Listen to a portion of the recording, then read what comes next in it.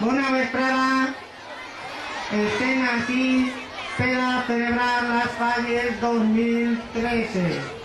Donem primer les gràcies a Rubén Martínez, que es antiguo alumno nuestro, y Santiago, que es el actual regidor de educación.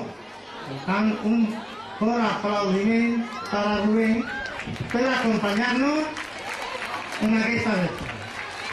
Anem a resumir ràpidament què és el que anem a fer. Primer, anem a cantar el paller. Portem uns dies ja ensayant, a veure com està. Després, anem a posar una mascleta sonora, que és la novena sinfonia de Vicent Cavaller.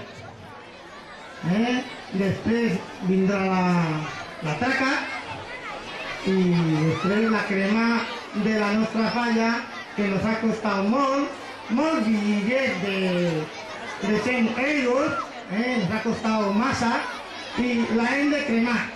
I finalitzarem en l'himne de la nostra comunitat. Així que comencem el paller, prepareu-vos